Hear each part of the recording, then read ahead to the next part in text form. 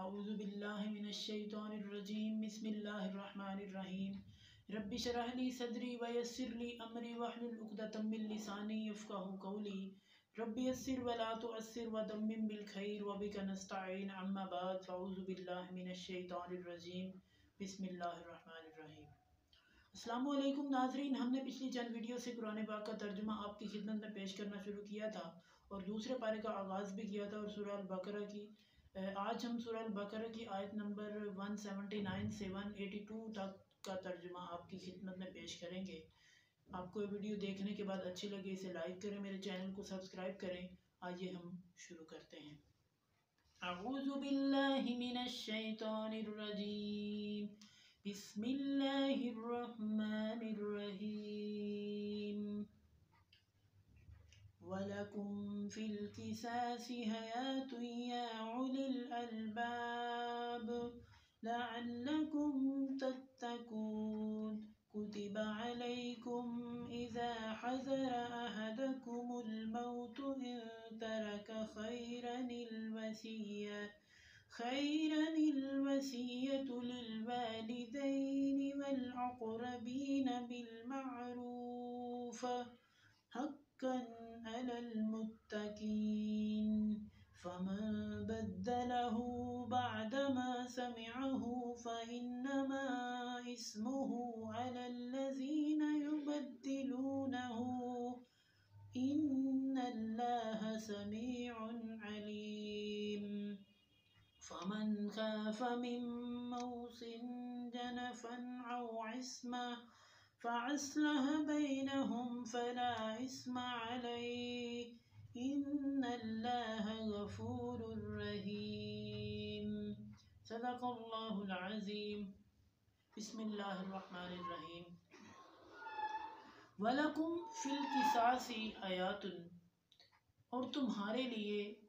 بدلے میں، قصاص میں، حیاتن زندگی ہے، یعنی اے یا اولی الالباب، اے عقل والو، یعنی عقل والوں کے لیے یہ جو پیچھے واقعہ بیان ہوا، ذکر ہوا کہ جو قتل کا بدلہ ہے اس میں جو ہے وہ حکمت ہے تمہارے لیے، تو اس میں تمہارے لیے زندگی ہے، یعنی جو قتل کا بدل لے لیتا ہے وہ بھی ٹھنڈا ہو جاتا ہے، اس کے بعد پھر وہ دوسرے قتل کی جانب نہیں بڑھتا، تو اس لیے اللہ تعالیٰ فرما رہے ہیں کہ اس میں تمہارے لیے زندگی ہے، لعلکم تتقون، تاکہ تم پرہیزگار بنو، تاکہ تم متقی بنو۔ کتب علیکم، فرض کیا گیا ہے تم پر، اذا حضر احدکم الموت، جب تم میں سے کوئی مر جائے یا تم میں سے کسی کو موت آ جائے،